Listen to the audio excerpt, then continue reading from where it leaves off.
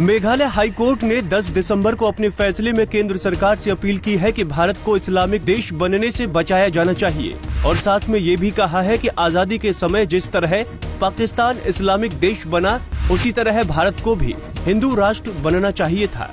Justice Sudeep Ranjan Sen ने अमन राणा नामक एक व्यक्ति की याचिका पर सुनवाई करते हुए ये टिप्पणी की। आइए जानते हैं जस्टिस सेन ने किन किन मुद्दों पर चिंता व्यक्त की।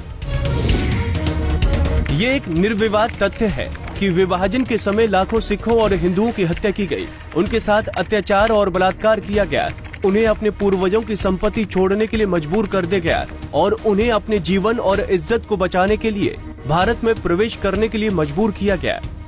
विभाजन के समय पाकिस्तान ने खुद को एक इस्लामिक देश घोषित कर दिया और भारत, जो धर्म के आधार पर विभाजित हुआ था, उसे हिंदू देश घोषित किया जाना चाहिए था, लेकिन वो एक धर्मनिरपेक्ष देश बना।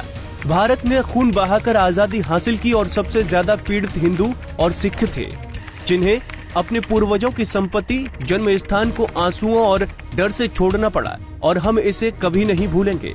हालांकि ये उल्लेख करना गलत नहीं होगा कि जब सिख आए तो उन्हें सरकार से पुनर्वास मिला, लेकिन हिंदुओं को समान व्यवहार नहीं मिला। ये कहना सही नहीं है कि भारत ने स्वतंत्रता अहिंसा से हासिल की, बल्कि ये हिंसा के माध्यम से हासिल हुई है, जिसमें लाखों की तादाद में हिंदुओं और सिखों ने अपनी जिंदगी, संपत्ति और भूमि और आजीविका का बलिदान किया। आज भी पाकिस्तान, बांग्लादेश और अफगानिस्तान में हिंदू, सिख, जैन, बौद्ध, ईसाई, पारसी, खासी, जयंती और गारो पर अत्याचार किया जाता है। उनके पास कहीं और जाने के लिए कोई जगह नहीं है और विभाजन के दौरान भारत में प्रवेश करने वाले हिंदुओं को अभी भी विदेशी माना जाता है, जो मेरी समझ में बेहद अनौपचारिक है, अवैध और प्राकृतिक न्याय के सिद्धांत के खिलाफ है।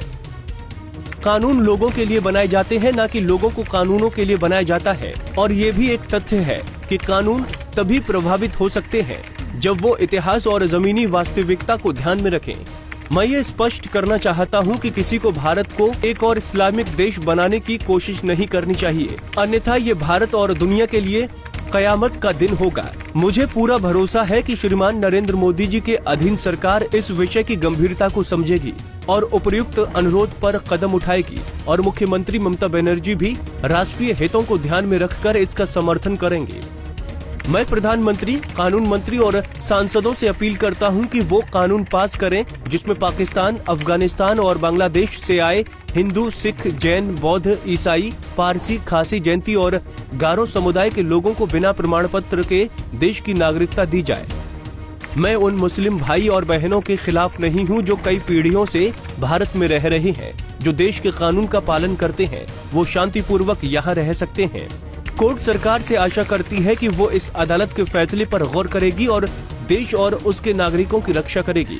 पंजाब केसरी के लिए मनीष शर्मा की रिपोर्ट।